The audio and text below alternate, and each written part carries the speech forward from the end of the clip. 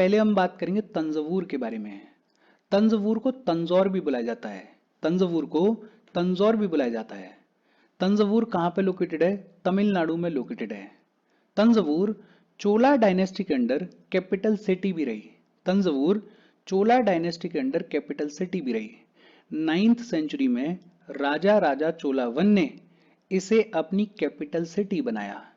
राजा राजा चोला one, इन्होंने Brihadeshwara temple को भी बनवाया। बृहदेश्वर टेम्पल जो कि डेडिकेटेड है लॉर्ड शिवा के लिए, उस बृहदेश्वर टेम्पल को बनवाया किसने? राजा राजा चोलावन ने। ये जो बृहदेश्वर टेम्पल है ये द्रविडियन स्टाइल में बना हुआ है और आज की डेट में यूनेस्को वर्ल्ड हेरिटेज साइट है। तंजवूर अपनी यूनिक स्टाइल ऑफ पेंटिंग के लिए भी जाना जाता है। यहाँ पे जो पेंटिंग बनाई जाती है उसको बुलाया जाता है तंजौर पेंटिंग। क्या बुलाया जाता है? तंजौर पेंटिंग बुलाया जाता है। तंजवूर को राइस बाउल ऑफ तमिलनाडु भी कहा जाता है। तमिलनाडु का राइस बाउल भी कहा जाता है तंजवूर को। बहुत सिंपल। देखो तंजवूर कहां पे लोकेटेड है? तमिलनाडु में लोकेटेड है। चोला डायनेस्टी के अंडर तंजवूर कैपिटल सिटी रही।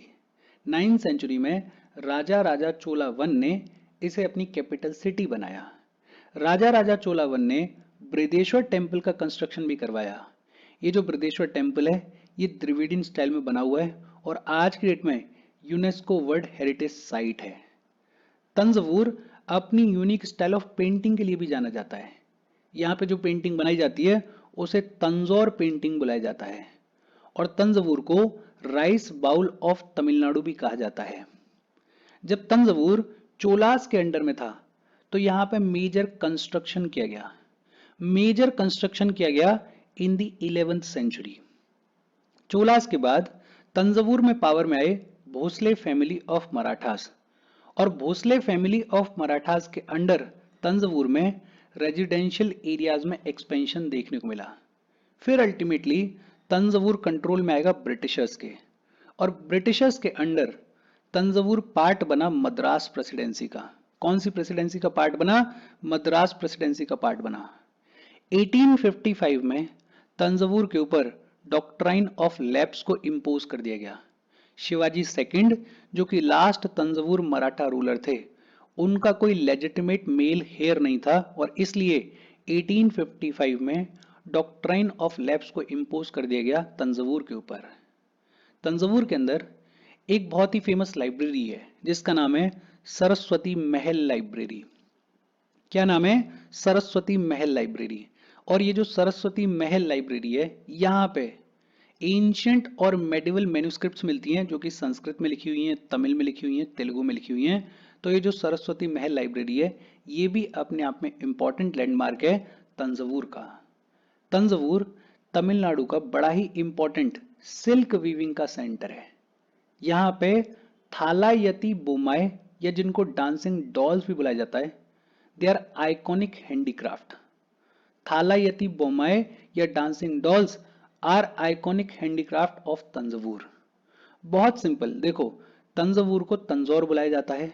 कहाँ पे लोकेटेड है? तमिलनाडु में लोकेटेड है। चोला डायनेस्टी के अंडर तंजवूर कैपिटल सिटी भी रहा। 9th सेंचुरी में राजा राजा चोला वन ने इसको कैपिटल सिटी बनाया। राजा राजा चोला वन ने बृहदेश्वर टेम्पल का कंस्ट्रक्शन भी करवाया। ये जो बृहदेश्वर टेम्पल है ये द्रविडियन स्टाइल में बना हुआ है और आज के डेट में यूनेस्को वर्ल्ड हेरिटेज साइट है। ये जो तंजवूर है यहाँ पे यूनिक स्टाइल ऑफ पेंटिंग भी की जाती है जिसको तंजौर पेंटिंग बुलाया जाता है। तंजवूर को राइस बाउल ऑफ तमिलनाडु भी बुलाया जाता है। 1855 में तंजवूर के ऊपर डॉक्ट्राइन ऑफ लैप्स को इंपोज कर दिया गया। तंजवूर में एक बड़ी फेमस लाइब्रेरी है जिसका नाम क्या है? सरस्वती महल लाइब्रेरी। और इसके अलावा यहाँ पे थालायती बोमाई या डांसिंग डॉल्स मिलती हैं जो कि बड़ा ही आइकॉनिक हैंडीक्राफ्ट है तंजवूर का। तंजवूर के बारे में बेसिक तौर पर चीजों को याद रखना। फिर इसके बाद है उज्जैन। उज्जैन एंशिएंट सिटी है। कहाँ पे लोकेटेड है? मध्य प्रदेश में लोकेटेड है। उज्जैन शिप्रा रिवर के ईस्टर्न बैंक पर लोकेटेड है। उज्जैन एंशिएंट सिटी है। कहाँ पे लोकेटेड है? मध्य प्रदेश में लोकेटेड है। उज्जैन शिप्रा रिवर के ईस्टर्न बैंक पर लोकेटेड है। महाभारत में इसके बारे में मेंशन किया गया है और महाभारत में क्या लिखा गया है कि Ujjain was the capital city of Avanti kingdom. Mahabharata में बताया गया है कि उज्जैन जो है वो अवंती किंगडम की कैपिटल सिटी हुआ करती थी। 4th सेंचुरी बीसी में मौर्यन एम्पायर के किंग चंद्रगुप्त ने अवंती को एनेक्स किया। मतलब अवंती 4th सेंचुरी बीसी में मौर्यन एम्पायर का पार्ट बना। अशोका एडिक्ट जो हैं, अशोका के जो एडिक्ट्स हैं, उन पे बात की गई है मौर्यन एम्पायर के 4 प्रोविंसेस के बारे में। उज्जैन जो है वो कैपिटल था वेस्टर्न प्रोविंस का। 4th सेंचुरी बीसी में चंद्रगुप्त ने अवंती को एनेक्स किया। और जो अशोका के एडिक्ट्स हैं जिनके बारे में आगे चलते हम पढ़ेंगे, वो बात करते हैं मौर्यन एम्पायर की 4 प्रोविंसेस के बारे में। उज्जैन कैपिटल था वेस्टर्न प्रोविंस का। अशोका वायसरॉय ऑफ उज्जैन के तौर पर सर्व करेंगे during the reign of his father Bindusara. Bindusara के राजपाट के दौरान अशोका उज्जैन के वायसरॉय के तौर पर सर्व करेंगे। अच्छा, चंद्रगुप्त मौर्य आए, अशोका आए, मौर्यन एम्पायर ने उज्जैन के ऊपर रूल किया। फिर इसके बाद उज्जैन के ऊपर कई और डायनेस्टीज ने रूल किया, जैसे वेस्टर्न क्षत्रप्स, जैसे सतवानास, जैसे गुप्तास। गुप्तास के अंडर उज्जैन मेजर सेंटर रहा ट्रेड का, लर्निंग का और एस्ट्रोनॉमी का। 9th सेंचुरी से लेके 14th सेंचुरी के बीच में उज्जैन पे रूल रहा परमार्स का, और परमार्स ने कैपिटल शिफ्ट की, उज्जैन से शिफ्ट करके कैपिटल किसे बनाया, धार को कैपिटल बनाया। परमार्स के रूल के दौरान ही महमूद ऑफ गजनी जो है वो उज्जैन को शेक करेगा। परमार्स के रूल के दौरान ही 1235 में इल्तुतमिश जो है वो उज्जैन को प्लंडर करेगा। परमार्स के बाद उज्जैन के ऊपर पावर स्टैब्लिश हुई इस्लामिक रूल की। उज्जैन कंट्रोल में आया इस्लामिक रूल के।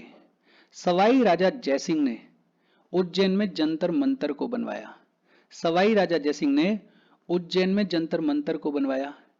18th सेंचुरी में उज्जैन एक बार फिर से कैपिटल सिटी बना of Scindia state of Maratha empire. Maratha empire का जो सिंधिया स्टेट था उसकी एक बार फिर से कैपिटल सिटी बना उज्जैन 18th सेंचुरी में। बेसिकली 1731 में इसको कैपिटल सिटी बनवाया गया। और किसने बनाया, राणोजी सिंधिया ने बनवाया। राणोजी सिंधिया ने 1731 में एक बार फिर से उज्जैन को सिंधिया स्टेट का कैपिटल बनाया। उज्जैन में बैटल लड़ी गई, बैटल ऑफ उज्जैन। कब लड़ी गई, 1801 में। बैटल ऑफ उज्जैन कब लड़ी गई, 1801 में लड़ी गई। किस किस के बीच में लड़ी गई, होलकर्स और सिंधियास के बीच में लड़ी गई, और इसमें सिंधियास हार गए, होलकर्स जीत गए। तो बैटल ऑफ उज्जैन कब लड़ी गई, 1801 में। किस किस के बीच में, होलकर्स और सिंधियास के बीच में। जीता कौन, होलकर्स जीते। यहाँ पे जो एक मेन इंपॉर्टेंट अट्रैक्शन साइट है वो है महाकालेश्वर ज्योतिर्लिंगा। महाकालेश्वर ज्योतिर्लिंगा कहाँ पे लोकेटेड है, उज्जैन में लोकेटेड है। ये एंशियंट टेम्पल है, भगवान शिव के लिए डेडिकेटेड है। महाकालेश्वर ज्योतिर्लिंगा जो है इसको एक बार इल्तुतमिश ने डिस्ट्रॉय किया था। इल्तुतमिश ने इसको डिस्ट्रॉय किया था, लेकिन वापस से इसका रिकंस्ट्रक्शन करवाया गया। और रिकंस्ट्रक्शन किसने करवाया, सिंधियास ऑफ ग्वालियर ने। ग्वालियर के जो सिंधियास थे उन्होंने रिकंस्ट्रक्शन करवाया महाकालेश्वर टेम्पल का। इसके अलावा उज्जैन सिमहस्ता होता है, उज्जैन सिमहस्ता या फिर उज्जैन कुंभ मेला, जो कि एक और इंपॉर्टेंट इवेंट होता है उज्जैन में। 12 साल में एक बार इसको ऑर्गेनाइज किया जाता है। लोकली उज्जैन को बुलाया जाता है स्वर्ण श्रृंगा। क्या बुलाया जाता है, स्वर्ण श्रृंगा बुलाया जाता है। स्वर्ण श्रृंगा क्यों बुलाया जाता है, for the golden towers of many temples in the city. शहर में जो टेम्पल्स हैं उनके ऊपर गोल्डन टावर्स हैं, और इसके लिए लोकली उज्जैन को क्या बुलाया जाता है, स्वर्ण श्रृंगा बुलाया जाता है। क्या बुलाया जाता है, स्वर्ण श्रृंगा बुलाया जाता है। अच्छा, सूर्य सिद्धांता नाम की किताब है जो कि किसने लिखी है, आर्यभट्ट ने लिखी है। सूर्य सिद्धांता में बात की गई है कि उज्जैन जहां लोकेटेड है वहां पे ट्रॉपिक ऑफ कैंसर और zero meridian of longitude intersect करते हैं। ट्रॉपिक ऑफ कैंसर और जीरो मेरिडियन ऑफ लॉन्गिट्यूड जहां पे इंटरसेक्ट करते हैं वहां पे लोकेटेड है उज्जैन। ये बात कहां लिखी गई है, सूर्य सिद्धांता में लिखी गई है। सूर्य सिद्धांता किसकी किताब है, आर्यभट्ट की किताब है। कालिदास ने भी अपने एपिक मेघदूत में उज्जैन की ग्लोरी के बारे में बात की है। तो कालिदास ने अपने एपिक मेघदूत में उज्जैन की रिचनेस और ग्लोरी के बारे में बात की है। फिर सुधारक का मरीचाकतिका है। मरीचाकतिका जो है उसमें भी सुधारक ने उज्जैन के बारे में बात की है। सोमदेव का कथा सरिता सागरा है, और सोमदेव का जो कथा सरिता सागरा है उसमें भी उज्जैन का मेंशन किया गया है। 8th सेंचुरी में Arabs of Umayyad caliphate 8th century में अरब्स ऑफ उम्मेद कैलिफेट ने उज्जैन को इन्वेड किया, और अरब्स ने उज्जैन नाम का ये जो शहर है इसको बुलाया उज्जैन। क्या बुलाया? उज्जैन बुलाया। देखो इंपॉर्टेंट चीजें क्या हैं। उज्जैन कहां पे लोकेटेड है? मध्य प्रदेश में लोकेटेड है। महाभारत में ये बताया गया है कि उज्जैन कैपिटल सिटी हुआ करता था अवंती किंगडम का। ये अपने आप में इंपॉर्टेंट है। थोड़ा सा ये भी याद रखना कि मौर्यन एम्पायर के दौरान उज्जैन जो है वो कैपिटल सिटी रहा वेस्टर्न प्रोविंस का। फिर इसके बाद याद रखना कि एक पॉइंट ऑफ टाइम ऐसा था जब परमार्स ने उज्जैन के ऊपर रूल किया और उज्जैन को कैपिटल सिटी के तौर पर हटा दिया गया और कैपिटल सिटी बनाया गया धार को। सवाई राजा जयसिंह ने उज्जैन में जंतर मंतर को कंस्ट्रक्ट करवाया। 18th सेंचुरी में 1731 में राणोजी सिंधिया ने एक बार फिर से उज्जैन को सिंधिया स्टेट का कैपिटल बनाया। बैटल ऑफ उज्जैन लड़ी गई कब? 1801 में। किस किस के बीच में लड़ी गई? होलकर्स और सिंधियास के बीच में लड़ी गई। जीते कौन? होलकर्स जीते। जो सबसे इंपॉर्टेंट साइट है उज्जैन में वो है महाकालेश्वर टेम्पल। ये जो महाकालेश्वर टेम्पल है इसको एक बार इल्तुतमिश ने डिस्ट्रॉय कर दिया था, लेकिन इसका रिकंस्ट्रक्शन किसने करवाया? ग्वालियर के सिंधियास ने करवाया। उज्जैन कुंभ मेला 12 साल में एक बार ऑर्गेनाइज करवाया जाता है। उज्जैन को लोकली स्वर्ण श्रृंगा बुलाया जाता है। और ये जो किताबें दे रखी हैं इन किताबों में एटलीस्ट इतना तो याद रखना ही रखना कि सूर्य सिद्धांता किसकी किताब है? आर्यभट्ट की किताब है। मेघदूत किसकी किताब है? कालिदास की किताब है, इपिक है। और सुधारक ने एक किताब लिखी जिसका नाम क्या है? मरीचाकतिका। और सोमदेव की एक किताब है कथा सारिता सागरा। तो ये किताबें भी पूछ ली जाती हैं, ये जो इपिक्स हैं ये भी पूछ लिए जाते हैं। कब किसने लिखे हैं इनको एक साथ अगर याद करने की कोशिश करोगे तो कंफ्यूज होगे। जहां जहां नाम आते जा रहे हैं वहां वहां पे याद करते जाओ। अच्छा, उज्जैन की बातचीत खत्म हो गई, हम आगे बढ़ें उससे पहले वीडियो पे लाइक के बटन को दबा दो। लाइक दबाना जरूरी है बिकॉज यूट्यूब ऐसे ही फंक्शन करता है। जब आप वीडियो पे लाइक के बटन को दबाते हो तो यूट्यूब वीडियो को कंसिडर करता है और थोड़ा सा पुश कर देता है। तो लाइक का बटन दबा दो, शेयर कर दो अपने सोशल मीडिया हैंडल्स पे, व्हाट्सएप वगैरह पे अपने फ्रेंड्स को। जो भी लोग इसमें इंटरेस्टेड हैं, इससे रिलेटेड पढ़ाई कर रहे हैं, उनको शेयर कर दो। अगर चैनल को सब्सक्राइब नहीं किया है तो फॉर श्योर चैनल को सब्सक्राइब कर लो। और अगर आप केपेबल हो, हेल्प करना चाहते हो तो आप हमें हेल्प कर सकते हो by clicking on the join button, या फिर आप कंट्रीब्यूट कर सकते हो क्यूआर कोड को स्कैन करके। फिर इसके बाद बात आती है पुरी के बारे में। संस्कृत में एक टर्म है पुरी, और संस्कृत में पुरी का मतलब होता है टाउन और city. Puri one of the 4 Dham pilgrimage sites है फॉर हिंदूज। 4 धाम की 4 साइट्स हैं। एक बद्रीनाथ है जो कि उत्तराखंड में है, दूसरी द्वारका है जो कि गुजरात में है, एक जगन्नाथ टेम्पल जो कि पूरी उड़ीसा में लोकेटेड है, और एक रामेश्वरम टेम्पल जो कि तमिलनाडु में लोकेटेड है।